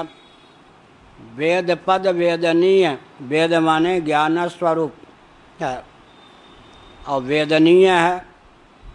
वेदनीय है माने किस विधा से? वेद से जानने योग्य, ज्ञान से जानने योग्य, विद्या से जानने योग्य। वेद ले लेंगे ग्रंथ, उसका पर्यवसान होगा विद्या में, उस विद्या से जानने योग्य। वेदनीय है। कैसा है? चिदेक रस है, चित स्वरूप होता हुआ एक रस। प्रत्यक धातु है, अर्थात सबसे प्रत्यक कार्य कारणातीत है। धातु माने तत्व, अधिष्ठानात्मक तत्व। एव ऐसा तत्व ही सर्वोपि कार्य कारणात्मक प्रपंच। जिस अतद व्यावृत्ति करेंगे ना, बहुत विचित्र बात। पहले अतत की व्यावृत्ति होती है, उसके बाद अतत की तद्रूपता का निर्धारण होता, तब सर्वम खलुदम ब्रह्म बनेगा ना, आत्मवेदम सर्वम। जिसकी व्यावृत्ति करनी है, जिसके लिए जिसकी व्यावृत्ति करनी है, जिसके लिए अंत में वही उसको सिद्ध करना है। ऐसा सीधे कर देंगे तो अज्ञान होगा, टेढ़े से करेंगे तो ज्ञान होगा। क्या पहले अतत व्यावृत्ति करें तो तत् रह गया खादिश प्योर निरक्षय। अब उसका विवर्त, जिसकी व्यावृत्ति की उसको इसका विवर्त मान लें, सबको समेट लिया। क्या पहले व्यावर्तन किया फिर समेट लिया। निषेध मुख से व्यावर्तन हुआ, विधि मुख से सर्वम खल इदम ब्रह्म आत्मैवेदम सर्वम अहमेवेदम सर्वम। या तो यहाँ पर बौद्ध प्रस्थान से विलक्षणता है ना, वहाँ व्यावर्तन के लिए व्यावर्तन है, यहाँ समर्थन के लिए व्यावर्तन है। क्या यहाँ व्यावर्तन के लिए व्यावर्तन है, कुछ बचना नहीं है। हमारे यहाँ अतत का व्यावर्तन है, अतत की तद्रूपता की सिद्धि के लिए। लेकिन पहले ही तद्रूप सिद्ध कर देंगे तो भ्रम हो जाएगा। अधिष्ठान का बोध होने पर इनकी अध्यस्त रूपता, सर्प नहीं, धारा नहीं, माला नहीं, भूछिद्र नहीं, दंड नहीं। अब कहते हैं रज्जु ही सर्प, रज्जु ही धारा, रज्जु ही माला, रज्जु ही भूछिद्र, रज्जु ही दंड। घट नहीं, कुल्लर नहीं, सकोरे नहीं। अब कहते हैं मिट्टी ही घट, मिट्टी ही सकोरे, मिट्टी ही कुल्लर। ठीक है, इसी ढंग से कार्य कारण का निरसन पहले करेंगे, बाद में कार्य कारणात्मक मान लेंगे। कार्य कारण ही नहीं, कार्य कारणातीत ही कार्य कारण के रूप में परिलक्षित है, अर्थात उसका यह विवर्त है, उल्लास है, विलास है। जगत चिदाश्रित है, जगत चिद विलास है, जगत चिद विवर्त है, अंत में जगत चिन्मय है, अंत में जगत चिन्ह मात्र है। इतने चरणों में वेदांत की दृष्टि से जगत का प्रतिपादन पूरा होता। जगत चिदाश्रित है, फिर चिद विलास है, फिर चिद विवर्त है, फिर चिन्मय है। मयट प्रत्यय का प्रयोग जो होता है तीन अर्थों में होता है। तीन अर्थों में होगा ना पंडित जी? विकार, प्राचुर्य, स्वरूप। स्वरूपार्थक भी होता है। विकारार्थक, प्राचुर्यार्थक, स्वरूपार्थक। चिन्मयानंद का अर्थ होगा मयट प्रत्यय। चिन्मयानंद में मयट प्रत्यय स्वरूपार्थक जब हो जाएगा तब चिदानंद हो जाएगा। चिन्मयानंद नहीं रह जाएगा, चिदानंद हो जाएगा। मयट प्रत्यय का प्रयोग आनंद गिरिजन लिखा है, प्रायः दो लोगों को मालूम होता है, विकारार्थक, प्राचुर्यार्थक, लेकिन प्रसंगानुसार स्वरूपार्थक भी हो जाता है। यह हुआ। तद्वद देहोपि चिन्मय, जिस प्रकार घट मृण्मय है, तद्वद देहोपि चिन्मय। चिन्मय का अर्थ पहले होगा चित्त का विकार, वो तो विकारी है ही नहीं। फिर कह देंगे चित्त प्रचुर, वो तो सावयव है नहीं। अंत में फिर क्या हो जाएगा? देहोपि चिन्मय। चिन्मय का अर्थ चिन्ह मात्र है, क्योंकि अध्यक्ष जो होता अधिष्ठान मात्र होता है। क्या कह रहे? अनुभूति होगी तो अनुभव स्वरूप नहीं रहेगा। अनुभूति करने वाला कौन होगा? वह स्वयं होगा। अनात्म तत्व तो उसकी अनुभूति करने से रहा। अब रह गया पारिशेष्य अन्याय, वह स्वयं अपनी अनुभूति करेगा। अहमअस्मि इस रूप में, अहमअस्मि इस रूप में करेगा ना। सुषुप्ति में अहमअस्मि की गति नहीं है, उससे ऊपर कहाँ से हो सकती? सुषुप्ति में अहमअस्मि की गति है क्या? नहीं है। अहमिचा प्रसुप्ते, अहम बुद्धिपूर्वक उसकी अनुभूति हो ही नहीं सकती। इदम बुद्धिपूर्वक उसकी अनुभूति हो ही नहीं सकती। अब अनुभूति का तीसरा प्रकार ढूंढिए। न इदमास्पद होकर अनुभाव्य हो, न हमास्पद होकर अनुभाव्य हो। तो इसका मतलब अनुभव स्वरूप ही हो। यही हुआ ना पारिशेष्य न्यास।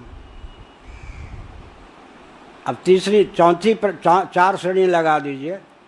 इदमास्पद होकर अनुभाव्य, देहादि के रूप में, घटादि के रूप में। अहमास्पद होकर अनुभाव्य। देखिए, मेरा देह और मैं ब्राह्मण, क्षत्रिय, वैश्य, मनुष्य। अब हो गया ना अहमास्पद होकर, और अहमअस्मि इदमास्पद होकर, अहमास्पद होकर। तीसरा क्या चीज़ है? सुषुप्ति में न इदमास्पद है न हमास्पद है, क्योंकि एक प्रकार से इदम से प्रत्यक अहम है ना। जहाँ अहम की ही गति नहीं, वहाँ इदम की गति कैसे होगी? तो बीजात्मक होकर अनुभाव्य हो गया। अब तीनों को हटा दीजिए, न इदमास्पद न हमास्पद न बीजास्पद, बीजात्मक। अब जो रह गया अनुभव स्वरूप हो गया, अनुभाव्य नहीं हो गया।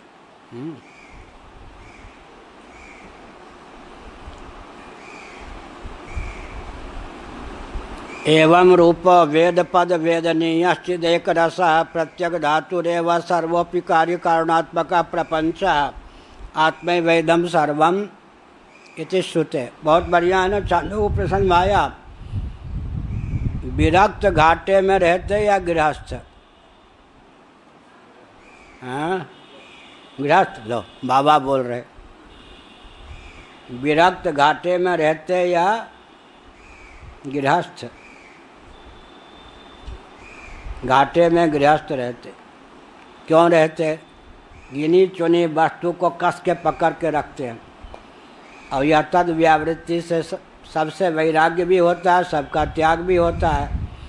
अंत में जब सर्वाधिष्ठानत्व आत्मा का अधिगम हो जाता है, तो एक दो वस्तु नहीं, अनंत कोटि ब्रह्मांड में जितना कार्य कारणात्मक प्रपंच सब रूप हो जाता है, सब उसके हो जाता है। हानि क्या हुई? लाभ ही हो, लाभ हुआ ना। ये जो समझते हैं भूखे मरेंगे अरे बाहर से वो भूखे जैसा लगता हो, विरक्त हमेशा लाभ में होता है, और गृहस्थ हमेशा, गृहस्थ माने गृहासक्त, हमेशा घाटे में रहता है, क्योंकि वो दो चार वस्तु को पकड़ के रखेगा। संसार, पूरे संसार को कैसे पकड़ेगा? ये सब का त्याग करते करते तद व्यावृत्ति से, जिसकी व्यावृत्ति करेगा उससे वैराग्य होगा। व्यावृत्ति का विषय तो वैराग्य का विषय बनेगा ना। अंत में क्या करेगा? सर्वम खल्विदम ब्रह्मम, आत्मा की अधिष्ठान रूपता का जब ज्ञान होगा, तो जिन सब का त्याग किया उन सबको क्या मान लिया? जान लिया, आत्मा स्वरूप हो गया। तो क्या हुआ? इसलिए सर्वात्म भाव की सिद्धि, सर्वैश्वर्य की प्राप्ति हो गई या नहीं? जिसका त्याग किया वो अंत में हमारा अनुगमन करेगा या हमको अंगूठा दिखाएगा?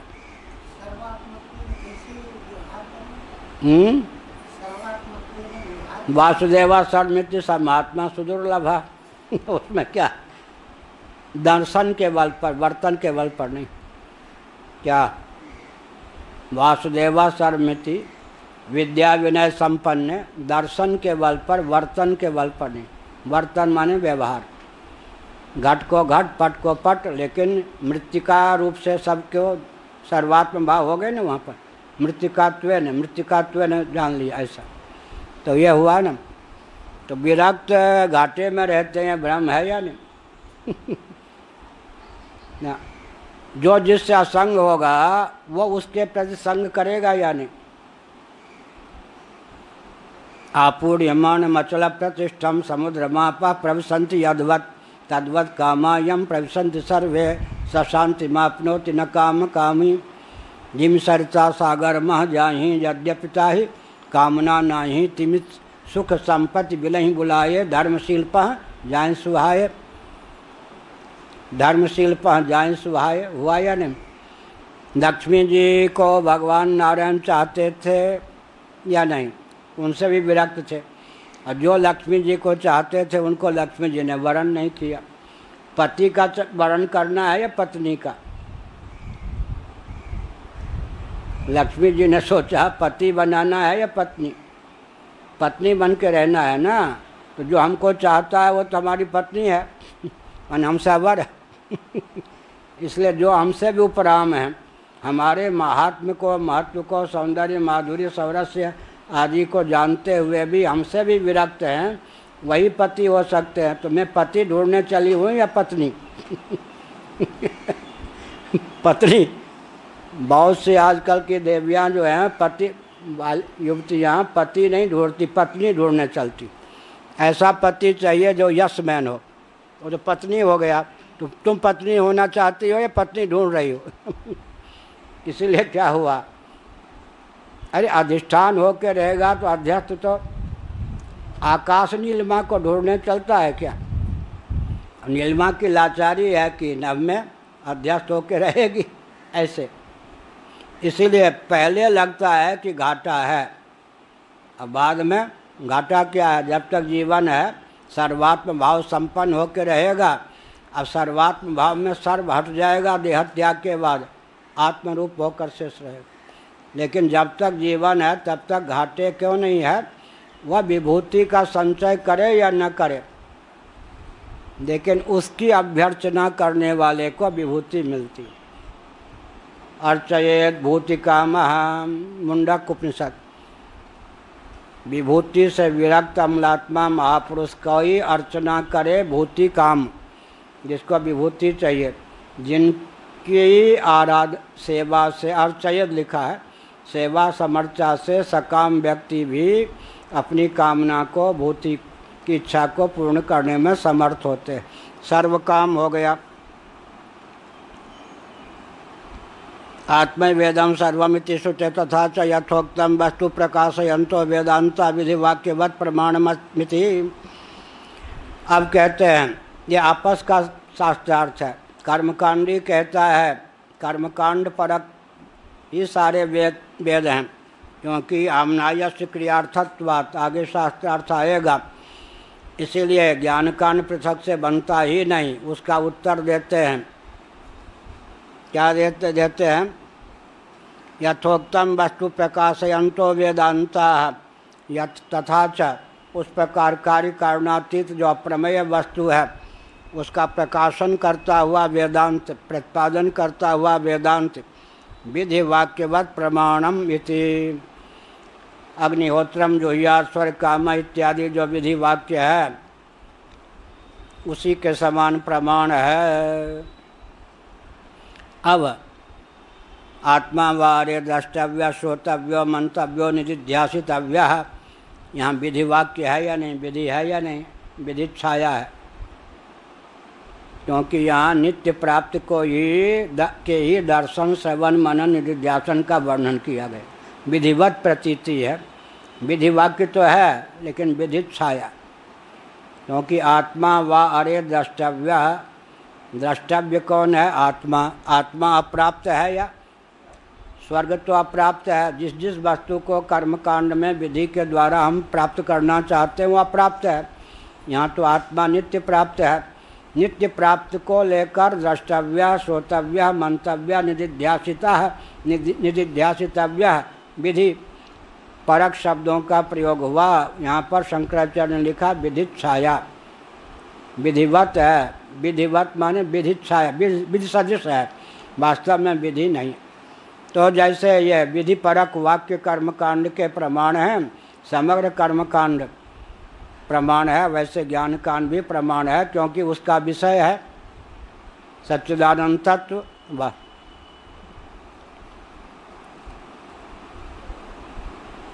अथवा दूसरे ढंग से भी भाष्यकार के भावों को व्यक्त करते हैं आनंदगिरी महाभाग।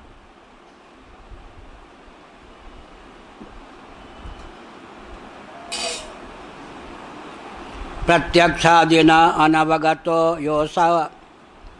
योषाभीष्ट प्राप्ताद्युपायो ब्रह्मात्मा तस्य प्रकाशन परः सर्वोप्ययं वेदः। अब सर्वे वेदा यत्पदमामनन्ति वेदैश्च सर्वैरहमेव वेद्यः। धीरे धीरे सत्य सहिष्णुता की क्रमिक अभिव्यक्ति की विधा को अपनाते हुए आनंदगिरी जी ने कर्मकांडियों को संतुष्ट किया कि ज्ञान कांड को भी पेट भरने दो, उसका भी विषय अपना स्वतंत्र है। इसीलिए कुमारिल भट्ट ने क्या कहा? वेदांत निषेवणेन, अरे भाई हम तो पूर्व मीमांसा की सीमा में कर्म के कर्ता, भोग्य पदार्थों के भोक्ता के रूप में आत्मा को बताने के लिए प्रस्तुत हुए हैं। इससे ऊपर की जिज्ञासा है वेदांत निषेवणेन, वेदांत की ओर जाओ। हम यहाँ लाचार हैं, कर्मकांड की सीमा में हमको आत्मा का प्रतिपादन करना है, तो आत्मा को कर्ता भोक्ता ही हम मानेंगे। इससे अतीत आत्म तत्व का अधिगम करना है तो वेदांत निषेवणेन, वो प्रस्थान उपनिषद वाला है वो मेरा प्रस्थान नहीं। जानता हुआ भी यहाँ कर्मकांड का ही प्रतिपादन करना है। तदर्थ आत्मा के कर्तृत्व भोक्तृत्व का ही प्रतिपादन हमको करना है। यह प्रत्यक्षादिनानवगतः योऽसौ, यह असौ दोनों का परोक्ष प्रत्यक्ष, वह यह जो प्रत्यक्षादि प्रमाणों के द्वारा अनधिगत है, आगमातिरिक्त प्रत्यक्षादि प्रमाणों के द्वारा अनधिगत। इष्ट प्राप्त्यादुपायो ब्रह्मात्मा, इष्ट प्राप्ति के उपाय रूप जो ब्रह्मात्म तत्व है। क्योंकि इष्ट प्राप्ति क्या है जी? असतो मां सद्गमय, तमसो मां ज्योतिर्गमय, मृत्योरमा अमृतम गमय। कर्मकांड के द्वारा इष्ट की प्राप्ति होगी? प्राप्ति होने पर भी नहीं होगी।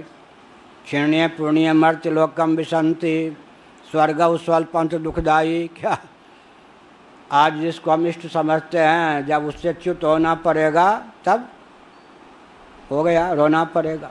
प्रियम रोष्यति। इसलिए मृत्यु, जड़ता, दुख की आत्यंत की निवृत्ति इष्ट है। उस इष्ट की प्राप्ति किससे होगी? वेदांत से होगी। वेदांत वेद्य ब्रह्म से होगी।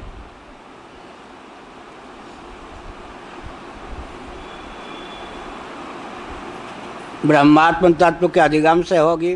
तस्य प्रकाशन परा सर्वोपेयम वेद।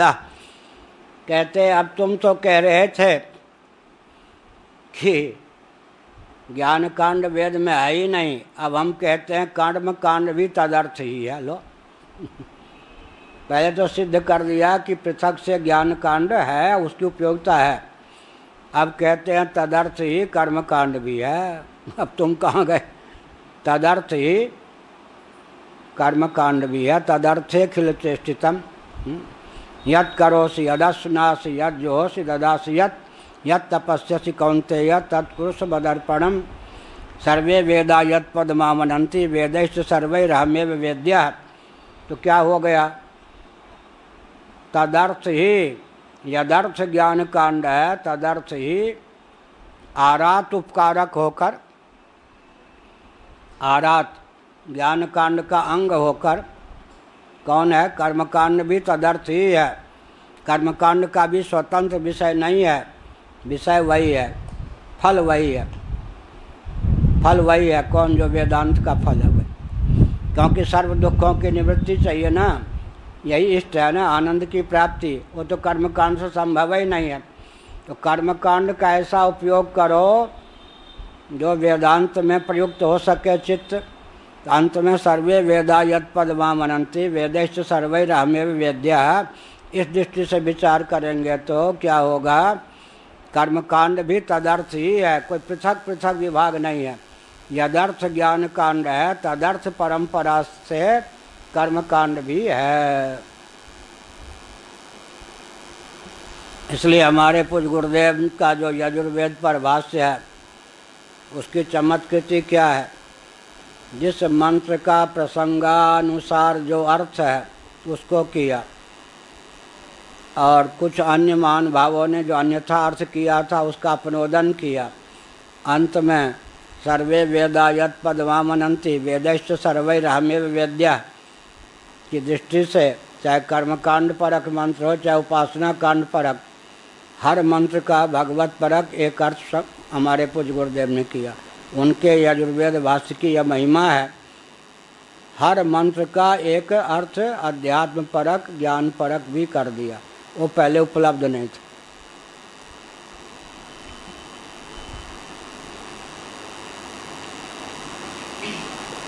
अथवा प्रत्याक्षादिना नवगतो योऽसाविष्ट प्राप्त्यादुपायो ब्रह्मात्मा तस्य प्रकाशन पर सर्वोप्ययम वेदः। ब्रह्मात्म तत्व के प्रकाशन उद्भावन अर्थात उसके अधिगम की क्षमता जीवन में प्राप्त कराने के लिए समग्र वेद है। अर्थात कर्म कांड परक श्रुतियों का भी तात्पर्य वही है। श्रीमद् भागवत के 11 स्कंद में भगवान ने कहा कर्मकांड परक श्रुतियाँ क्या करती हैं, मुझे ही मेरा ही विधान करती हैं। उपासना कांड परक श्रुतियाँ इंद्रादि देवताओं के रूप में मुझे ही प्रतिष्ठित करती हैं और ज्ञान कांड परक श्रुतियाँ अतत व्यावृत्ति के द्वारा मुझ में ही चरितार्थ होती हैं। भगवान श्री कृष्ण का वचन 11 स्कंद भागवत में सन्निहित। तस्यैव अज्ञातत्वात् तत्र कर्मकांडम कर्मानुष्ठान प्रयुक्त बुद्धिशुद्धि द्वारा ब्रह्माधिगता उपकारकम आरात उपकारकम, साक्षात नहीं परंपरा से सही। क्या है?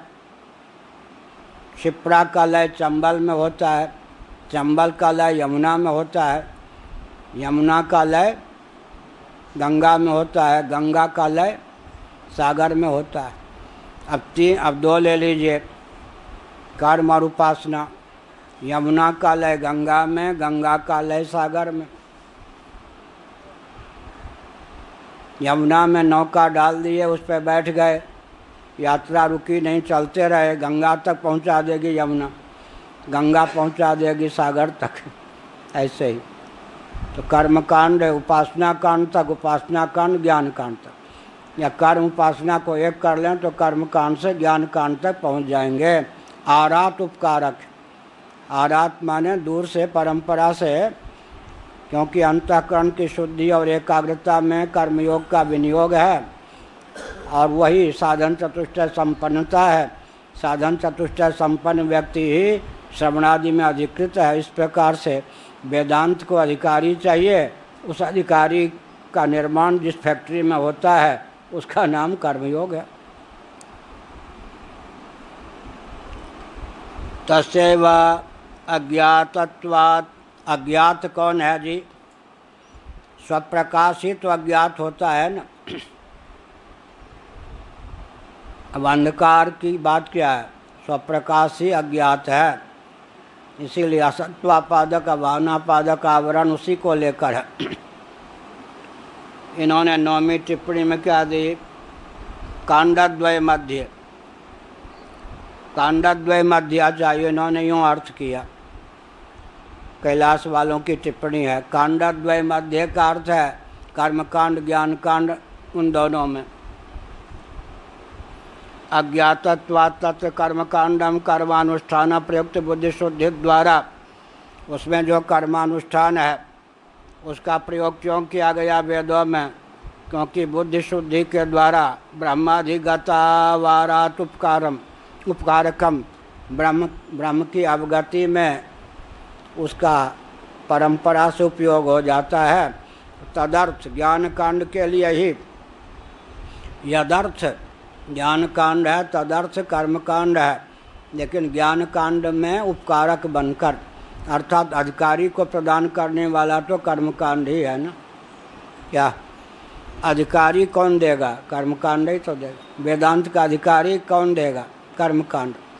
और कर्मकांड का भी प्रयोजन पूरा किससे सिद्ध होगा? ज्ञान कांड से। सर्व दुखों की निवृत्ति जीव का लक्ष्य है ना, आनंद की प्राप्ति। कर्मकांड से तो होने नहीं, स्वर्ग आदि से। अंत में जीव की चाह का जो विषय इष्ट तत्व है, उस इष्ट की प्राप्ति, अनिष्ट की निवृत्ति तो वेदांत से ही होनी। इसीलिए यदर्थ कर्म ज्ञान कांड है तदर्थ ही कर्म कांड है, लेकिन ज्ञान कांड का अंग होकर।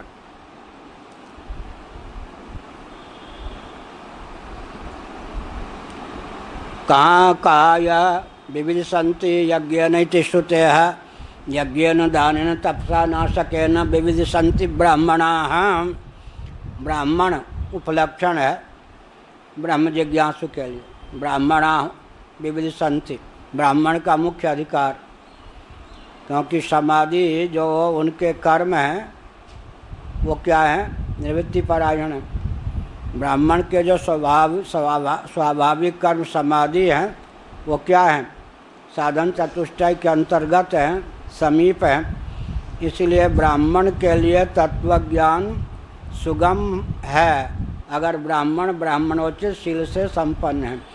लेकिन उपलक्षण है क्षत्रियादि भी अपने अपने कर्म के द्वारा भगवान की समर्चा करके जिनका जिनका चित्त शुद्ध हो गया वे फिर भगवत तत्व को प्राप्त करने में अधिकृत माने जाते हैं। विदुर जी को अभी ज्ञान था ऐसा।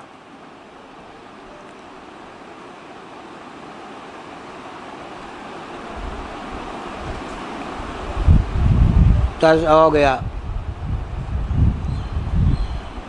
विविदिशन्ति यज्ञ नीति श्रुते है। विविदिशा का अर्थ क्या है? ब्रह्म वेदन की उत्कट इच्छा एक प्रस्थान के अनुसार, दूसरे प्रस्थान के अनुसार ब्रह्म विचार की योग्यता, क्योंकि इच्छा कर्तव्य नहीं है। सौंदर्य ज्ञानजन्य इच्छा विशेष का नाम प्रेम है, तो विविदिशा इच्छा कर्तव्य नहीं है। इसीलिए ब्रह्म वेदन के उपयुक्त, ब्रह्म विचार के उपयुक्त जो अंतःकरण है वो है दोनों। विविदिशन्ति विविदिशा प्राप्त करते हैं, अर्थात उनके चित्त में शुद्धि का दान होता है, ब्रह्म विचार के अनुकूल उनको चित्त की प्राप्ति होती है, मुमुक्षु होते हैं, ब्रह्म को जानने की प्रबल उत्कंठा होती है। मुमुक्षा जितनी तीव्र होगी उतने शीघ्र काम बनेगा। ज्ञान कांडम तो साक्षात देव तत्वोपयुक्तम, वहाँ आरात उपकारक है कर्म कांड, और ज्ञान कांड साक्षात गंगा की सीधे समुद्र तक गति है। यमुना की गंगा के द्वार से है, गोमती की गंगा के द्वार से है। ऐसे परम पुरुषस्य उपनिषदत्व श्रवणात्, क्योंकि औपनिषद पुरुष का उपदेश बताया गया ना, मुझे आप औपनिषद पुरुष का उपदेश कीजिए। औपनिषद पुरुष कौन हुआ? उपनिषद के द्वारा प्रतिपाद्य। इसीलिए कर्मकांड जो है आरात उपकारक है, दूर से परंपरा से। ज्ञान कांड साक्षात उपकारक है।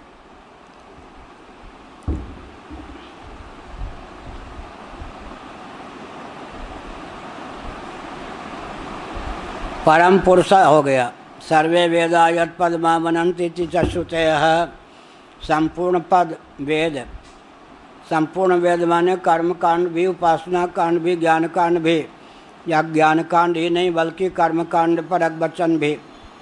जिस पद को प्राप्त होते हैं, प्राप्त कराने का के लिए उद्यत हैं या प्रवृत्त हैं या विनियुक्त हैं या प्राप्त हैं, तदयुक्तम कर्मकांडवद ज्ञानकांडस्यापि प्रामाण्यमिति। इस प्रकार से यह कहना ठीक ही है। कर्मकांडवत ज्ञानकांडस्यापि प्रामाण्यम, ज्ञानकांड का प्रामाण्य तुम निरस्त करने चले थे, अब तो उल्टा ही हो गया। ज्ञानकांड का प्रामाण्य तो हो ही गया, कर्मकांड भी तदर्थ प्रयुक्त और विनियुक्त हो गया। कम से कम अभी इतना तो मान लो कि कर्मकांड परक जो श्रुतियाँ जिस प्रकार प्रमाण हैं, उसी प्रकार ज्ञानकांड परक श्रुतियाँ भी प्रमाण हैं। अधिकारी सौलभ्य प्रतिपादन द्वारा ज्ञानकांड प्रामाण्यमेव स्फुटयति सर्वपुरुषाणाम इति। अधिकारी की सुलभता तो कर्मकांड से होती है, अंत में अधिकारी प्राप्त हो जाने पर ज्ञानकांड प्रामाण्यमेव स्फुटयति सर्वपुरुषाणाम इति। अब ज्ञान कांड के द्वारा ही, ज्ञान परक जो श्रुतियाँ हैं उनके द्वारा ही ब्रह्म विद्या की उपलब्धि होगी। ब्रह्म विद्या के द्वारा ही ब्रह्म तत्व के रूप में आत्म तत्व अवशिष्ट रहेगा। अयम अर्थ सुखम में सा दुखम माँ भूत इति स्वभावतः शास्त्रम बिना सर्वेशा पुरुषाणाम अनवच्छिन्न सुखादि मात्र विलासोपलम्भात् तन्मात्र सिचा मोक्षत्वात् कामिनो तत्कामिनो ज्ञान कांडाधिकारिणः सुलभत्वात् तस्मिन् प्रमाण स्वार्थ विषयामादधत् कथम तत् अप्रमाणम इति। अब कहते हैं जो आपने आक्षेप किया था पूर्व पक्ष ने, जिस प्रकार का अधिकारी ज्ञान कांड को चाहिए ब्रह्माधिगम के लिए अत्यंत विरक्त, ब्रह्मलोक तक से विरक्त, जहाँ तक कर्म की गति है उन सब से विरक्त, वैसा ना नौमन तेल होगा ना राधा नाचेगी, वैसा अधिकारी ही नहीं मिलेगा तो ज्ञान का निष्फल। कहते अधिकारी क्यों नहीं मिलेगा? तुम ही मिल जाओगे। माधवाचार्य जी के सुपुत्र पूज्यपाद पूर्वाचार्य महाराज जब स्कूल में प्रधानाचार्य थे तब वो उनके विद्यार्थी थे। तो समुद्र पार की यात्रा नहीं करनी चाहिए, इस पर शास्त्रार्थ था। तो माधवाचार्य जी ने कहा तब तो कोई विदेश मंत्री आपके मंत्रिमंडल में होगा ही नहीं जब रामराज प्रसाद का राज्य हो जाएगा। क्यों नहीं होगा, तुम्हारे पुत्र को भेज देंगे। क्या तुमको तो परहेज नहीं है ना, तुमको तो परहेज नहीं है, तो तुम्हारे बेटे कोई परहेज नहीं है, उनको भेज देंगे। विदेश मंत्री बनाना होगा तो हम प्रेमाचार्य को ही बनाएंगे, चिंता मत करो माधवाचार्य जी। अब वो बेचारे क्या बोलते क्या हाँ, प्रेमाचार्य को बना देंगे विदेश मंत्री।